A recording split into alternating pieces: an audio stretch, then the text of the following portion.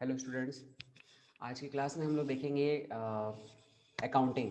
जैसा कि हम लोगों ने लास्ट क्लास में देखा था कि स्मार्ट अकाउंटिंग के सिलेबस के बारे में हमने डिस्कस किया था, तो उसी को शुरुआत करते हैं। और आज का जो टॉपिक है वो है अकाउंटिंग। तो चलो शुरू करते हैं। अकाउंटिंग।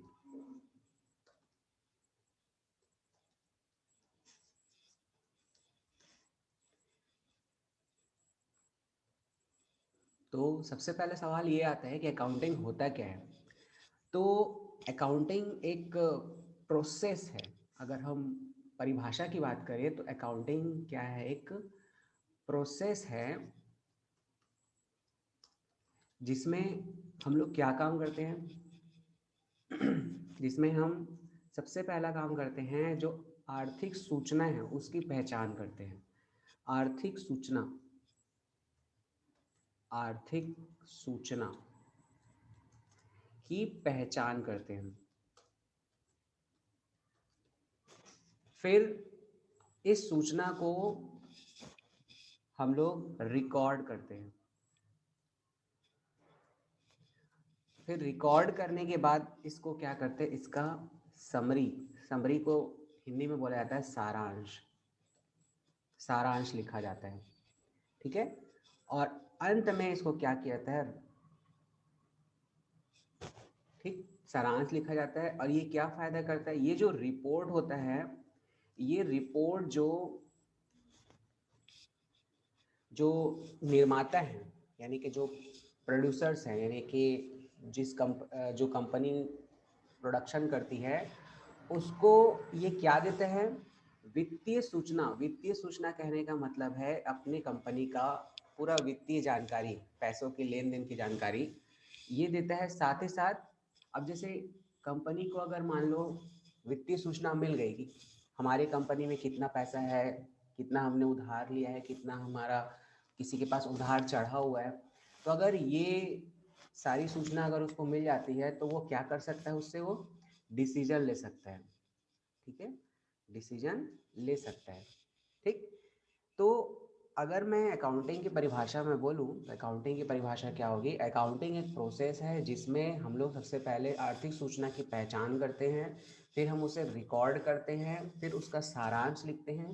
सारांश लिखने के बाद जो रिपोर्ट बनता है, उस रिपोर्ट से जो कंपनी का मालिक है, यानी जो जो प्रोड्यूसर होता है, प्रोडक्शन वाला, उनको अपनी कंपनी की वित्तीय सूचना मिलती है और उसके जरिए वो क्या करता है, डिसीजंस लेता है, ठीक है। तो ये तो थी इसकी एक परिभाषा। इसी की एक और परिभाषा क्या है, अकाउंटिंग जो है लेन देन, यानी कि बिजनेस ट्रांजैक्शन, बिजनेस ट्रांजैक्शन व एंड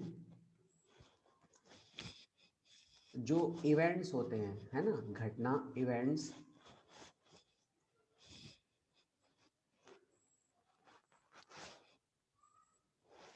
ठीक है, इवेंट्स होते हैं इसके, इसको कैसे लिखना, पूर्ण रूप से या आंशिक रूप से वित्तीय प्रकृति के हो, ठीक है, तो उसको प्रभावित तरीके से लिखना ही क्या कहलाता है, आपका अकाउंटिंग कहलाता है, ठीक है। तो देखो अकाउंटिंग में होता क्या है, एकदम बेसिक सा अब समझना। अकाउंटिंग में सबसे पहले हम लोग क्या करते हैं, किसी कंपनी का, मैं आपको एक एग्जांपल बताता हूँ। जैसे एक एग्जांपल है, मान लीजिए हमारी कंपनी है SGN, ठीक है, SGN वर्कशॉप, ये हमारी कंपनी है। तो इस कंपनी में हम लोग आर्थिक सूचना की पहचान करना है, तो आर्थिक सूचना की पहचान क्या होगी भाई, आर्थिक सूचना की पहचान मतलब जो लेन देन होता है, ठीक है, जो भी लेन देन होगा उसका क्या करना, हिसाब रखना, लेन देन का हिसाब कि कहाँ से पैसा आ रहा है, किसको पैसा जा रहा है, ये सब चीज़ें, ठीक है। और बेचने से, यदि यदि हम कोई सामान बेच रहे हैं तो उस सेल करने से, ठीक है, सेल करने से जो भी इनकम हो रही है उसकी जानकारी, ठीक है। और जो भी, अब चूंकि ये वर्कशॉप है तो वर्कशॉप में तो क्या होगा, आपका रिपेयरिंग का काम होगा, है ना। तो रिपेयरिंग से होने वाली इनकम, ठीक है। तो इन सभी चीज़ों को हम लोग क्या करेंगे, एक रिपोर्ट बना के रखेंगे, मतलब एक अच्छे से पेज पर लिख देंगे या एक रजिस्टर में लिख देंगे, तो यही क्या बन जाएगा, आपका रिपोर्ट, ठीक है। तो इससे आप जो है बड़ी आसानी से आप जो हर मंथ का आप आसानी से देख सकते हो कि कितना खर्चा हो रहा है या कितना हमने कमाया, कितना हमारा रिपेयरिंग से कमा रहे हैं। तो ऐसे ही इन्हीं सबको क्या बोला जाता है, अकाउंटिंग बोला जाता है, ठीक है। इसी को ही क्या बोलते हैं, अकाउंटिंग। अब हम लोग देखते हैं कि अकाउंटिंग इस तरीके से अगर हम अकाउंटिंग करते हैं तो क्या फ़ायदा होता है। तो अकाउंटिंग करने से फ़ायदे, तो एडवांटेजेस, तो इसके जो फ़ायदे होते हैं वो इस प्रकार होते हैं। सबसे पहला फ़ायदा तो ये होता है कि हम लोग किसी भी टाइम फ्रेम में, ठीक है, किसी भी टाइम फ्रेम में क्या देख सकते हैं, लॉस एंड प्रॉफिट देख सकते हैं। टाइम फ्रेम में क्या देख सकते हैं, लॉस एंड प्रॉफिट, ठीक है, दोनों देख सकते हैं। लॉस एंड टाइम फ्रेम कहने का मतलब है, जैसे हम लोग क्या कर रहे हैं, एसडीएन वर्कशॉप में अकाउंटिंग कर रहे हैं ना हम लोग, पिछले जब से वो खुला हुआ है तब से वो अकाउंटिंग चल रहा है उसमें। तो अगर मुझे ये देखना है कि 2019 में, जैसा पिछला साल था, 2019 में मुझे फायदा हुआ या नुकसान हुआ, यानी कि मैं लॉस में था या मैं प्रॉफिट में था, ठीक है। अगर मुझे ये चेक करना है तो मैं आसानी से मैं क्या करूँगा, मैं रजिस्टर ओपन करूँगा और देख लूँगा कि क्या हुआ था उस समय, मैंने कितना पैसा लगाया, कितना मेरे इनकम हुई, ये सब मैं यहाँ से देख लूँगा। और अगर, ठीक है, तो ये हमको ये फ़ायदा होता है। और यदि मुझे क्या करना है, मुझे तुलना करना है, यानी कि मुझे कंपैरिजन करना है, कंपैरिजन करना है कि पिछले साल की तुलना में इस साल जो हूँ फायदे में हूँ या नुकसान में हूँ, या फिर यानी कि मेरी कंपनी जो है ग्रोथ में जा रही है, यानी कि आगे बढ़ रही है, कि उतनी ही लेवल पे है या फिर कम हो गई है। अगर मुझे ये तुलना करना है तो मैं अकाउंटिंग के जरिए तुलना कर सकता हूँ। कैसे, जैसे एग्जाम्पल के तौर पर मान लो मुझे क्या करना है, मान लो मुझे 2019 और 2020 में कंपैरिजन करना है। अभी देखो आज 26 अगस्त हो गया, 26 दिसंबर हो गया लगभग। तो 26 दिसंबर हो गया, साल खत्म हो गया। तो अगर मुझे 2019 और 2020 की तुलना करना है तो मैं कैसे करूँगा, अकाउंट रजिस्टर से मैं 2019 के इनकम को निकाल लूँगा,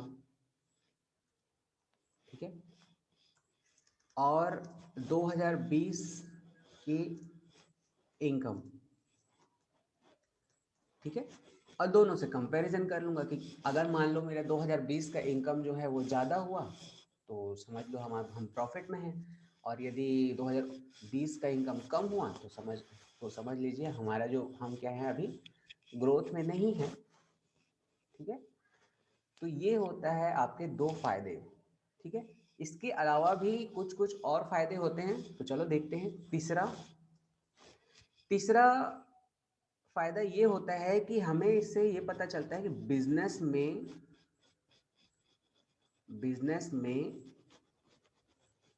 ठीक है, बिजनेस में इन बिजनेस कितना पैसा है, यानी कि कितना संपत्ति है, ठीक है, एसेट्स, ये आप इसको हिंदी में संपत्ति भी लिख सकते हैं, संपत्ति, ठीक है, कितना संपत्ति है। और दूसरी बात, कितना ऋण है आपके ऊपर, ऋण कहने का मतलब है आपके ऊपर कितना लोन है। और तीसरा, अकाउंटिंग करने से क्या होता है, आपको ये समझ में आता है कि आपके कंपनी में कितना या आपके बिजनेस में कितना कैपिटल है, ठीक है। तो ये सब चीज़ें आपको अकाउंटिंग करने से बड़ी आसानी से समझ में आ जाता है, ठीक है। जैसे एक एग्जांपल लेकर चलते हैं, मान लीजिए एक एग्जांपल है हमारा, ठीक है, एग्जांपल है रिलायंस, ठीक, रिलायंस इंडस्ट्रीज, ठीक है, हम ये एग्जांपल लेकर चलते हैं। रिलायंस इंडस्ट्रीज अगर अकाउंटिंग करता है तो उसको कैसे उसको पता चलेगा कि एसेट्स क्या है, लोन क्या है, कैपिटल क्या है। तो जैसे उनको ये पता चला कि उनका जो एसेट्स है वो लगभग 9 लाख करोड़ के आसपास है। ठीक है, मैं अंदाज़ा ले रहा हूँ, ऐसा हो सकता है इससे ज़्यादा भी हो या हो सकता है इससे कम भी हो। लोन हम लेकर चलते हैं, मान लो उनके ऊपर लोन है लगभग 1.5 लाख करोड़ के आसपास। ठीक है, अभी कम हो गया हो या ज़्यादा हो गया हो मुझे अभी इसकी जानकारी नहीं है, बट लास्ट टाइम मैंने पढ़ा था तो 1.5 लाख करोड़ है ना। ऐसे पूछना मत मुझसे दोबारा कि सर ये 1.5 लाख करोड़ कहाँ है। नेक्स्ट है कैपिटल। तो कैपिटल से उनको मतलब है कि उनके बिजनेस में कितना कैपिटल है। तो मान के चलो, हम अंदाज़ा लगा के चलते हैं कि उनके बिजनेस में मान लो 50,000 करोड़ का कैपिटल है, मान लो। ठीक है, 50,000 करोड़ का क्या है, कैपिटल। ठीक, तो इस तरीके से क्या है हम लोगों को पता चलता है। ठीक, अब चाहे रिलायंस का एग्जांपल लो, चाहे आप किसी पान ठेले का एग्जांपल लो, सेम इसी तरीके से क्या होता है, फायदे होते हैं। ठीक है, तो अभी हमने देखा अकाउंटिंग और उसके फायदे। ठीक है, नेक्स्ट क्लास में जब हम लोग आएंगे तब हम लोग देखेंगे वोकैबुलरी रिलेटेड टू अकाउंटिंग, मतलब अकाउंटिंग से संबंधित शब्दावली। ठीक है, थैंक यू।